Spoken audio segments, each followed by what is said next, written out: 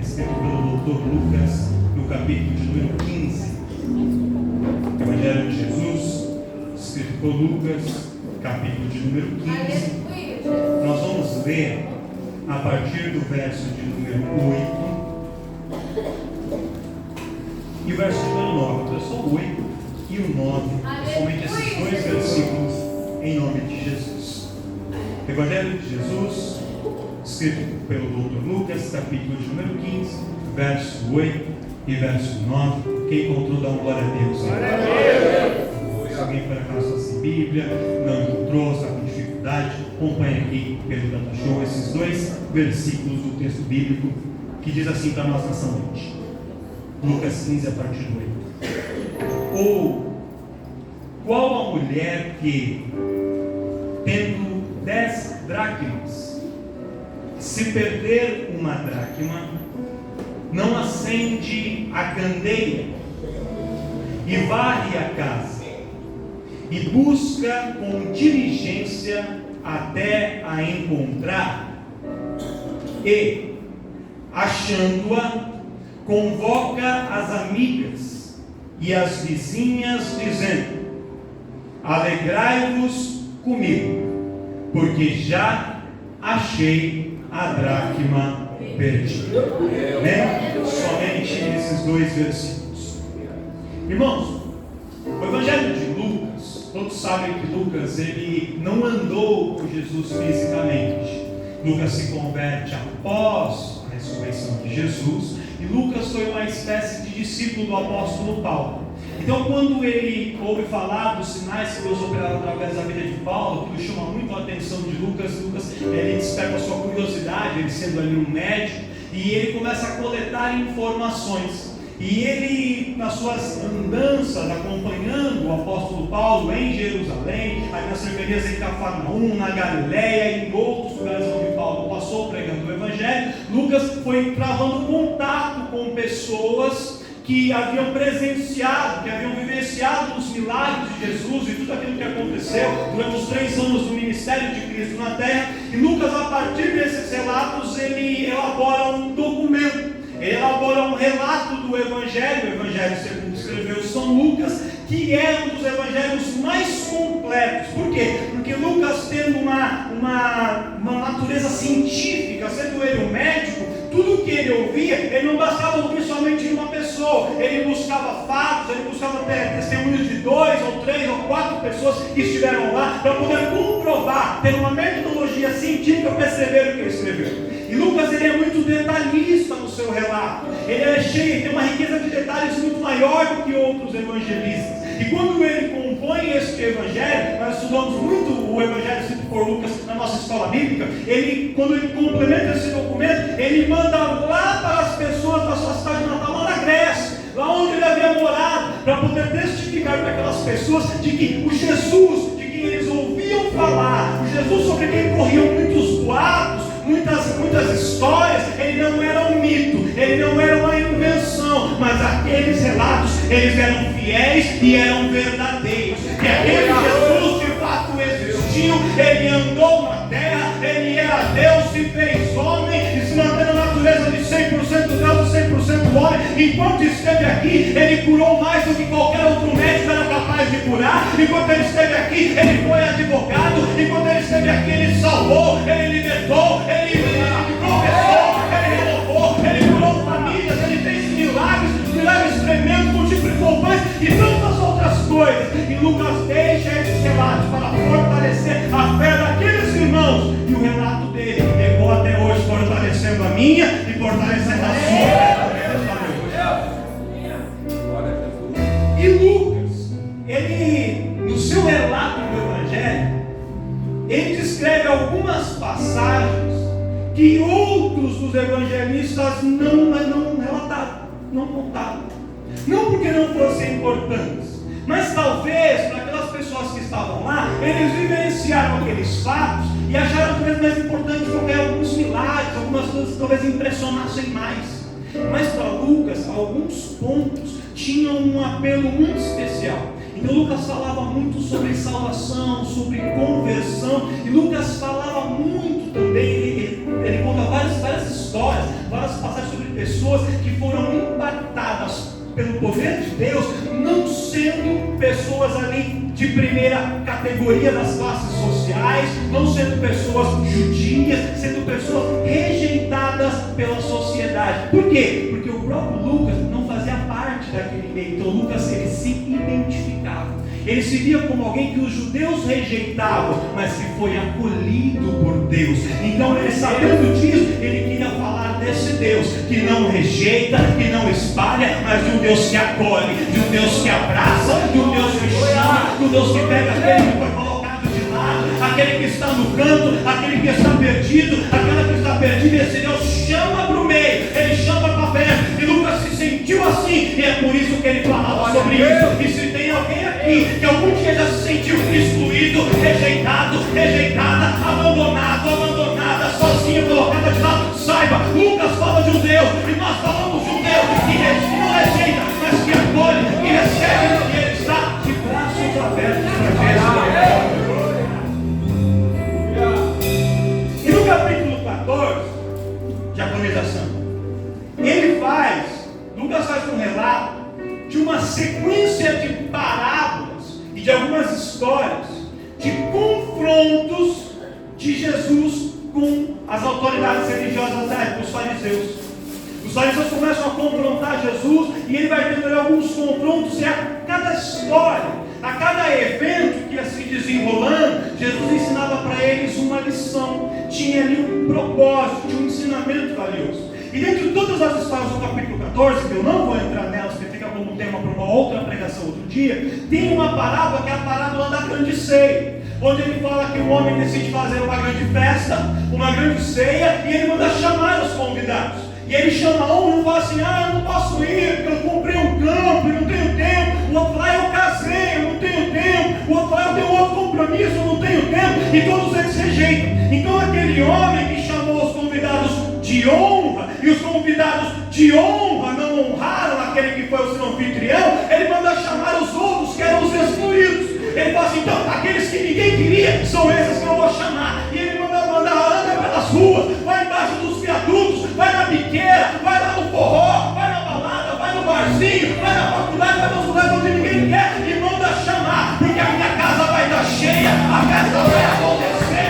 vai ter festa, vai ter banquete, e se aqueles não querem vir, eu vou encontrar quem quer vir para poder participar. E ele manda chamar.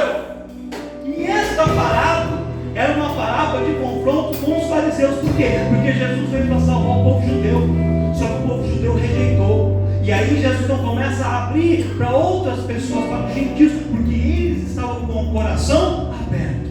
Posso falar uma coisa, irmão? Você pode ter 200 anos de crente, você pode vir de uma família de pastor, de apóstolo, de bispo, você pode saber cantar, pode saber pregar. Se quando a palavra é ministrada, você não abre o seu coração, você não vai poder participar da grande ceia e participar do banquete. Mas aquele ou aquela que, mesmo sendo aos olhos da sociedade rejeitada, ele abre o coração, ela abre o coração, o louvor entra, a palavra entra, a palavra de Deus cura, restaura, renova, vai ter ele dando uma nova criatura, e você vai ter lugar de Chico na grande festa que o Senhor está preparando. E aí, como o nosso Deus não é um Deus que só fala, mas depois de falar ele faz, ele cumpre na prática. Depois de fazer uma parábola da grande ceia, o que ele faz? Capítulo 15, ele recebe pessoas para um banquete. Provavelmente os historiadores dizem que esse banquete acontece na casa de Levi, que também é chamado de Mateus, mesmo escrevendo o Evangelho de Mateus. Por quê? Porque ele era publicano. Quem eram os publicanos? Eram os funcionários públicos do governo romano, os que cobravam impostos do próprio povo judeu. Então Mateus era um cobrador de impostos que foi tirado da sua profissão para servir o Senhor, mas aos olhos dos judeus, pelos fariseus, dos escribas, ele ainda era um publicano. Então julgavam ele pelo seu passado. E ali, quando Jesus vai na casa de Levi, vai na casa de Mateus, e ali ele se junta, e outros publicanos, outras pessoas rejeitadas, vêm também para participar daquele banquete. E Jesus está lá, na casa, celebrando, comendo com eles, ensinando a palavra, e eles estão se alegrando. E a alegria era tanta, fazia barulho E aí passa ali perto um grupo de fariseus, de escribas, ouvem a festa, ouvem a alegria, e eles, como eram amargurados, não conseguem ver ninguém alegre. Você já viu gente que é triste, que é amargurada, que não consegue ver ninguém alegre? Então tem pessoa que está alegre, parece que a alegria dos outros se incomoda. Parece que quando você está feliz, a pessoa ela está triste, ela quer deixar você triste também. Quando você está brilhando, ela quer apagar a sua luz. Eu quero repreender nesta noite todo Espírito que se levanta para roubar a alegria do povo de Deus. Esses ladrões de alegria, essas pessoas que tentam apagar o seu brilho, apagar a sua luz, eles estão com os dias contados, porque o Senhor é Ele que é a fonte da sua alegria, e Ele não vai permitir que o inimigo roube aquilo que Ele te entregou. Quem recebe,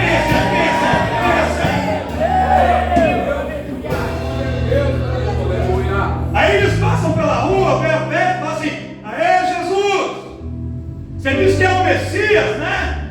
Que é o Filho de Deus, mas fica aí comendo com os pecadores, com os publicanos. A gente nem entra na casa de um homem como esse pecador, e o Senhor anda com eles, come com eles, confraterniza com eles.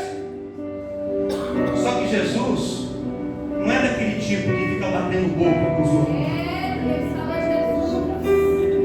Eu sei que tem gente que não gosta disso, mas às vezes tem que fazer.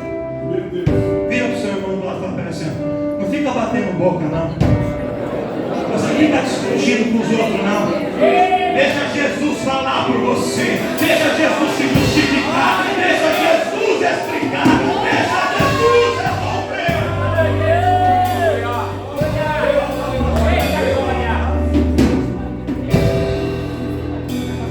Jesus sai para a festa. Com ela na porta e fala: pois não? Posso ajudar? Ah, você é o Messias, então você faz isso, você faz aquilo. Come com os pecadores, com os publicanos, com os fariseus. Aí Jesus falou assim: posso contar para vocês 3 historinhas? São 3 historinhas. Se não 5 minutos, pode falar. Aí Jesus começa. Primeira história: um homem tinha 100 ovelhas, e uma dessas ovelhas se perde. O que esse homem faz? Ele leva as outras 99 para o aprisco, deixa as 99 em segurança no aprisco e sai em busca da ovelha que estava perdida. E ele busca até encontrar. E quando ele encontra, o que ele faz? Ele vê que a ovelha estava assustada, sem condições de voltar. Então ele pega a ovelha, coloca ela sobre os seus ombros e volta com ela para sua casa. E quando chega em casa, ele conta para todo mundo e diz assim: eu encontrei a ovelha que estava perdida. Alegrem-se comigo, porque a ovelha que estava perdida, ela foi.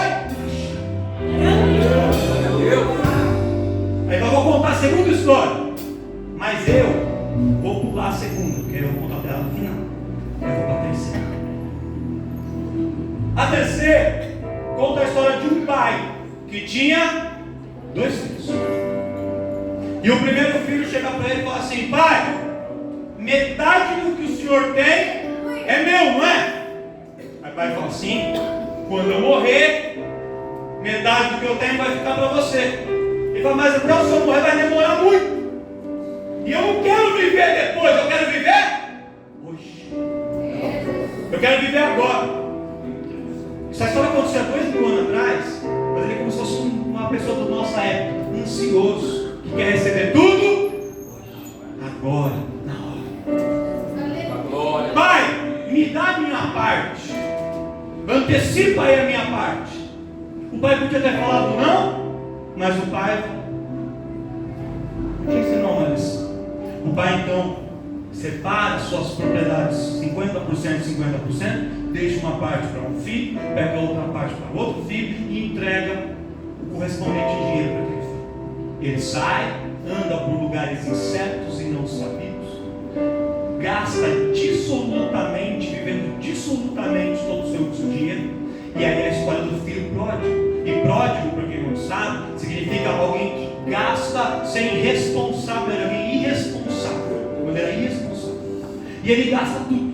Aí quando ele gasta tudo, ele fica sozinho, sem amigos, sem ninguém. Aí ele, sendo um moço judeu, que tinha um rico, dono de propriedades rurais, vivia numa boa casa, tinha uma boa vida, se vê no fundo do poço.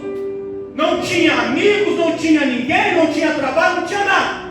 E aí ele fala assim: agora, para que eu possa sobreviver, eu vou ter que arrumar um emprego mais antigo que tem à disposição, que é cuidar de porcos. Ele sendo judeu nem come carne de porco, não é judeu, cuidar de porcos. E ele vai lá e começa a cuidar dos porcos. E ele viveu uma vida tão humilhante, que os porcos comiam umas bolotas, uma espécie de castanha que era das árvores, e aquilo era alimento dos porcos, e ele sentia desejo, vontade de comer as bolotas que os porcos comiam.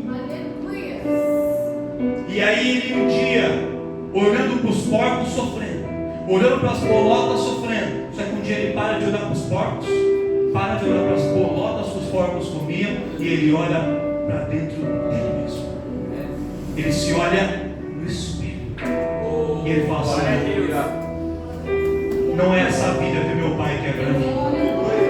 Enquanto eu estou aqui vivendo essa vida humilhante, os trabalhadores do meu pai têm uma refeição no café da manhã, almoço, jantar e um teto para eles morarem. Não, levantar-me-ei, eu estou caído, mas eu levantar-me-ei, eu vou me levantar, eu vou me colocar de pé e eu vou voltar para a casa do meu pai. Talvez o meu pai não me receba mais como filho, ele queira apenas me contratar como um trabalhador, mas é melhor ser trabalhador na casa do meu pai do que ficar na situação que eu estou. E ele então levanta, volta para a casa do pai, e antes dele chegar, quando ele está perto, se aproximando do caminho, o pai sai correndo, abre os braços, vai ao seu encontro, o abraça, o menino cheirando porco, cheirando lama, mas o pai o abraça, o pai o acolhe e fala: filho, não lembro do que passou, esquece o que ficou para trás, é tempo de viver uma nova vida, é tempo de começar coisas novas na minha presença.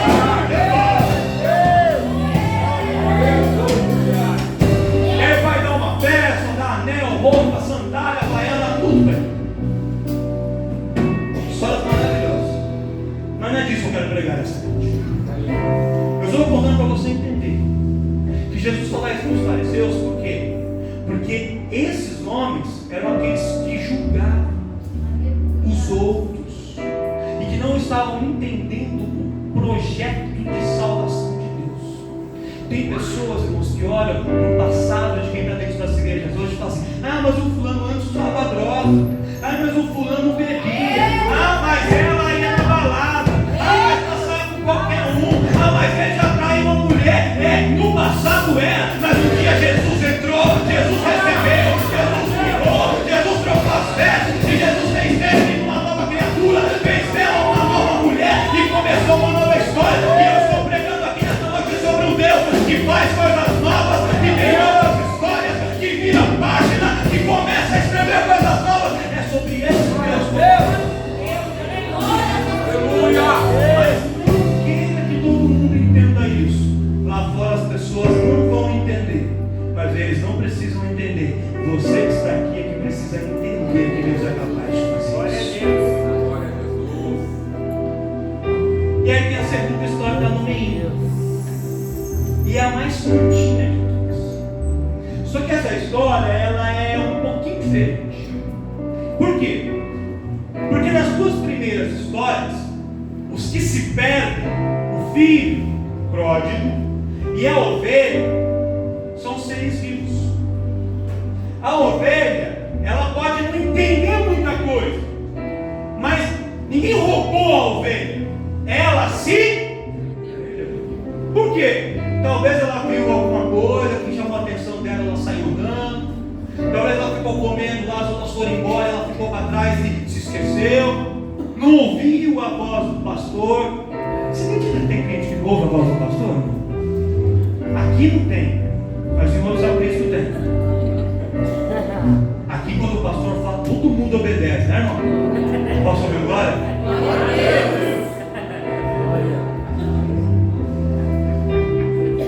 É ou não é, presbítero?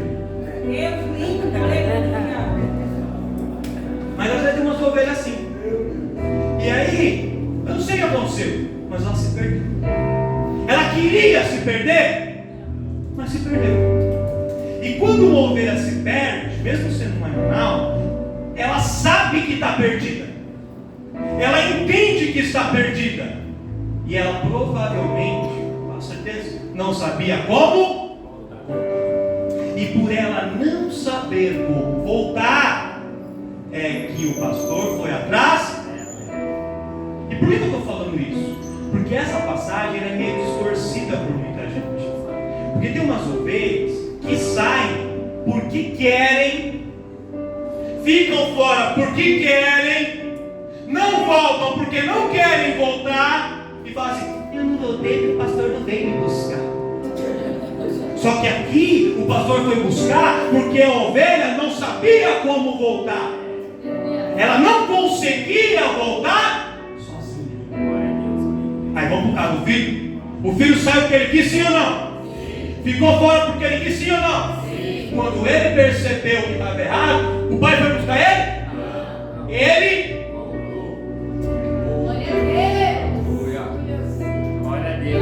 só para você não fazer assim para ele, ó. Pegou? Aleluia! Glória a Deus! Deus céu! Mas aqui a história do meio é diferente. E eu vou até abrir um negócio, um ponto interessante para vocês. Que a gente chama a primeira da parábola da ovelha perdida, a segunda parábola da dracma perdida, e a terceira a parábola do filho pródigo.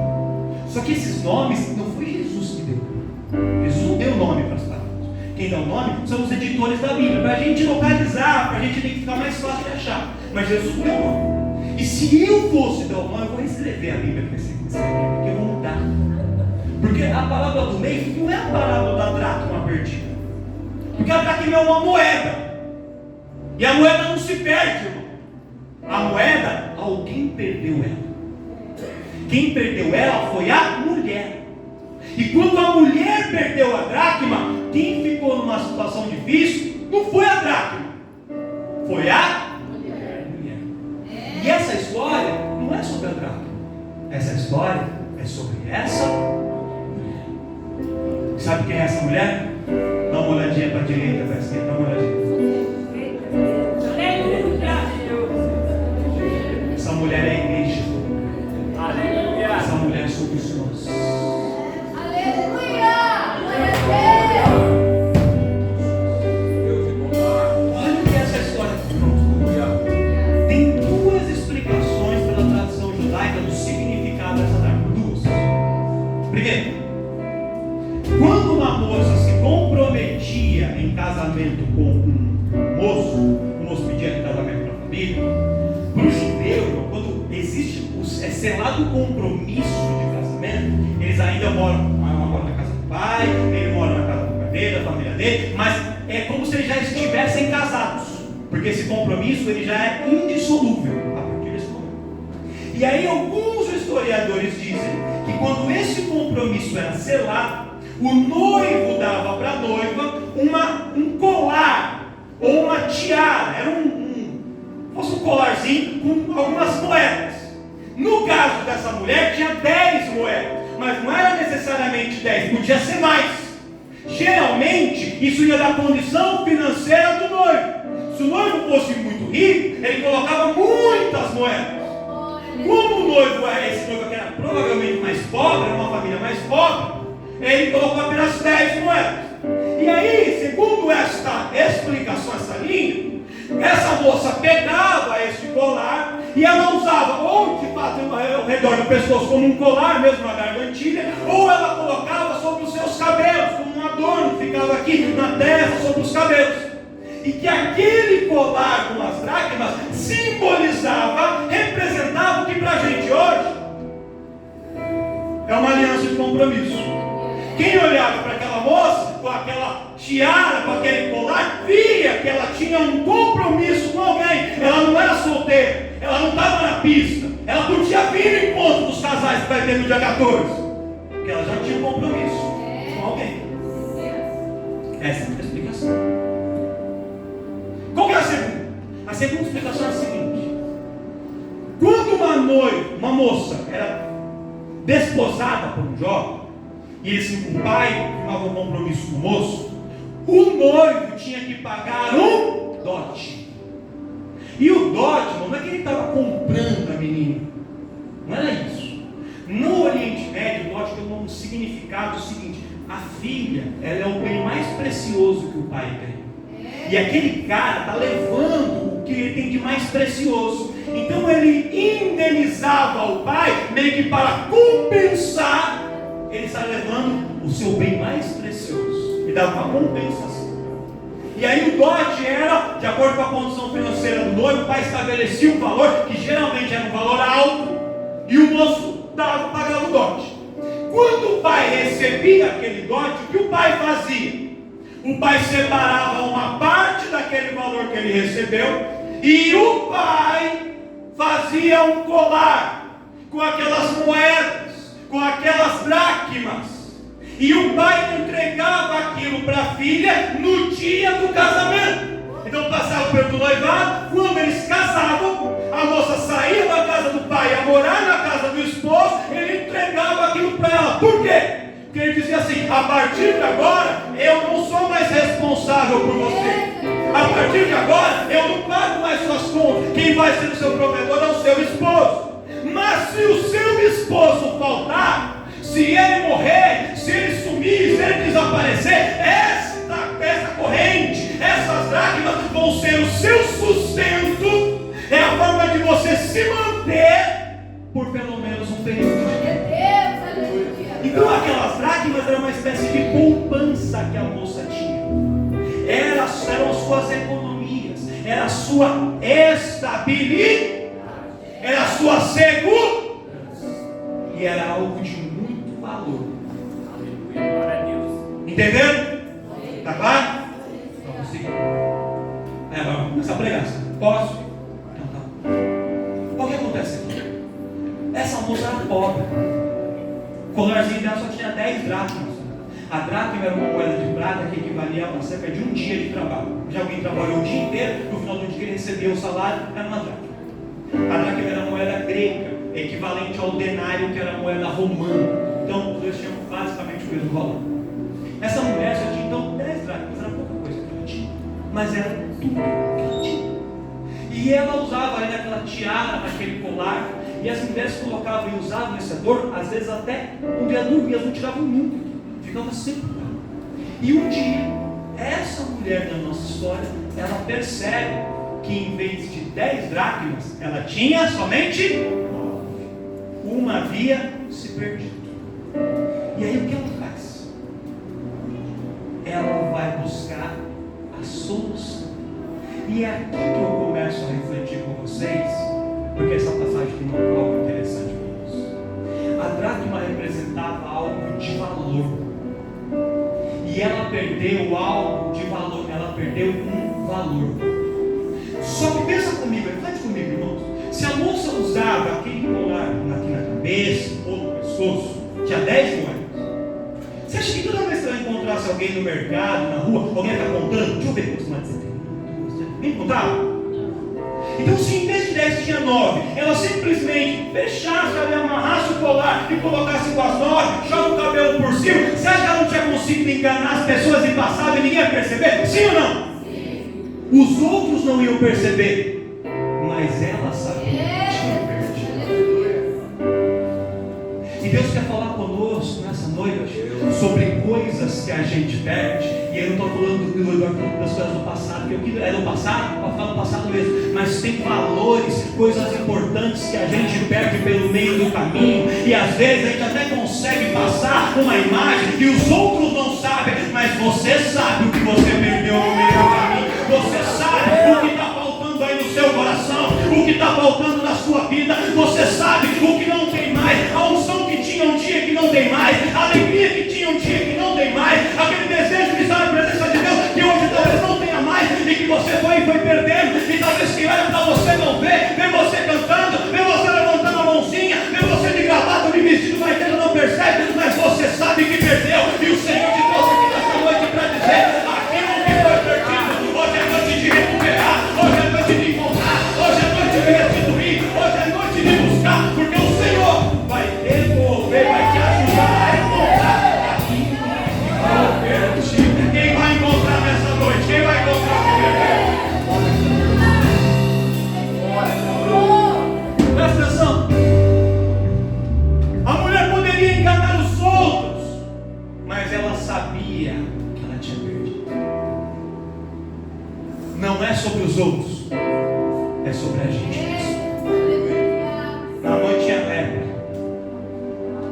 Só que ele colocava a armadura, ia para a guerra, ninguém via as feridas. Todo mundo só viu o brilho da armadura, as medalhas. Ele impressionava todo mundo. Só que quando ele chegava em casa e tirava a armadura, ele sabia das feridas que estavam ali por baixo. E essa mulher perdeu a dracma, não foi na rua, não foi no trabalho, não foi na escola, não foi na faculdade, ela perdeu dentro de... E é dentro de casa que a gente perde muitas coisas. O inimigo trabalha para você perder muitas coisas dentro da sua casa. Tem casais que um dia eram unidos, sentavam na mesa para almoçar junto, para jantar junto, conversavam, e hoje isso já se perdeu.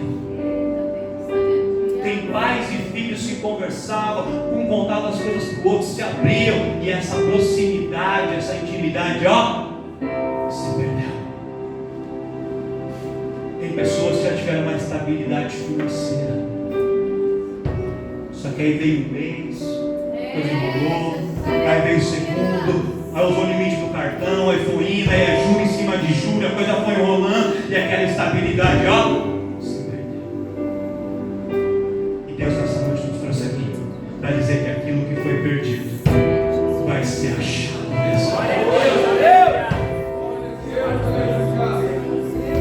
Porque sabe o que eu acho interessante? A mulher não perdeu o colar inteiro, a tiara inteira. Ela perdeu só uma moeda. Só que se ela perdesse tudo, ela ficaria desesperada, não tinha jeito, ela ia ter que procurar. Só que às vezes quando você perde só uma, você fala assim, não, só uma. Fiquei com 9 ainda. Só que quando você perde um, imagina, se é um colar, para um sair, o que aconteceu com o colar? Ele se rompeu. E se uma escapou, logo vai escapar a segunda, vai escapar a terceira, vai perder a quarta. As perdas na nossa vida não acontecem de uma vez, elas vão acontecendo aos... O processo de perda vai dando sinais. Deus trouxe pessoas aqui que você não perdeu tudo, mas você tem perdido algumas coisas, e essas perdas têm dado sinais. Um dia você era alegre, brincava com todo mundo, dava risada. Agora você de vez em quando até dá uma risada, de vez em quando até força o sorriso, mas já não tem mais. Não perdeu totalmente, mas está perdendo aos poucos. Mas o Senhor vai fazer você encontrar essa alegria perdida de novo. Você um dia tinha paz, era confiante, hoje você de vez em quando, a maior parte do tempo está com medo das coisas, com medo das pessoas, com medo da vida, com medo da enfermidade, com medo da morte. O Senhor fala assim, esse medo vai embora, a confiança vai voltar, a paz vai voltar, porque o Senhor vai restituir aquilo que foi perdido.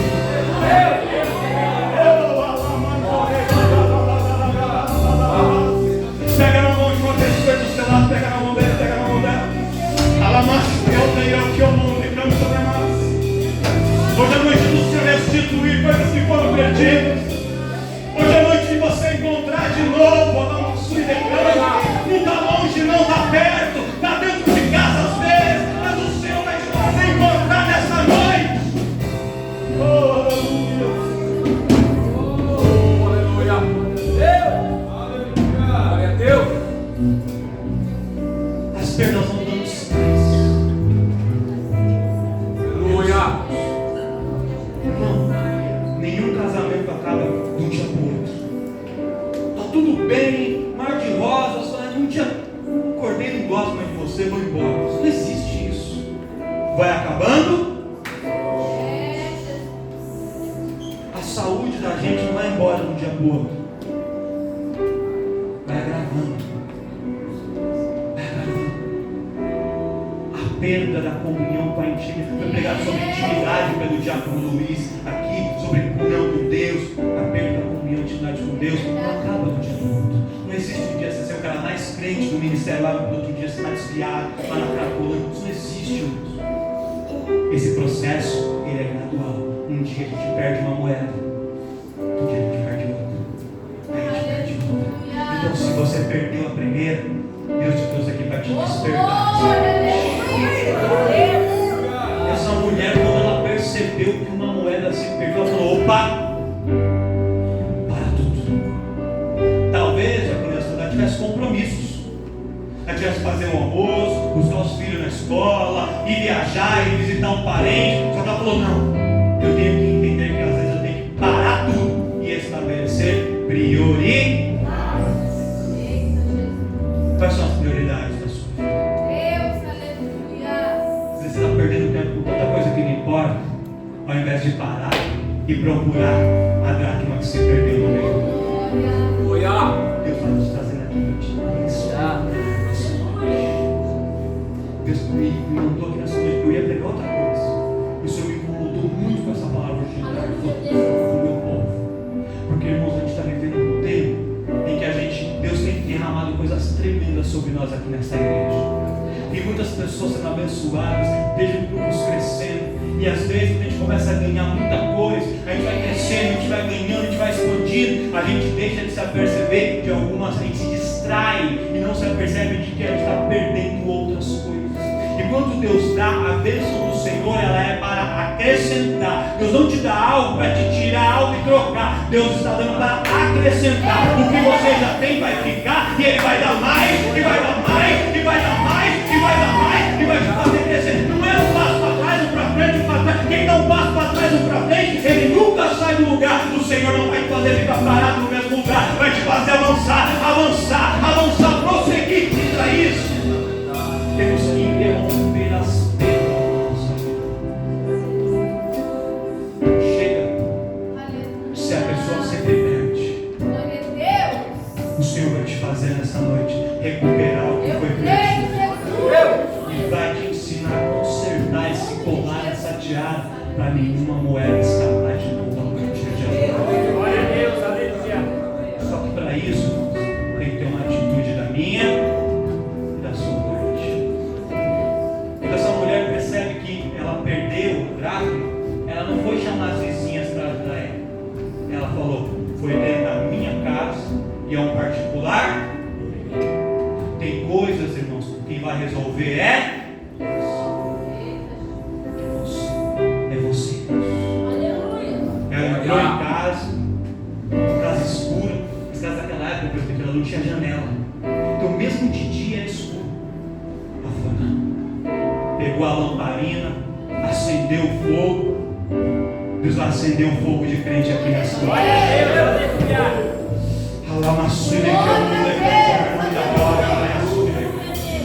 Acendeu o fogo, pegou uma vassoura na mão e falou, agora eu vou buscar, agora eu vou procurar, e até eu encontrar eu não vou desistir. Glória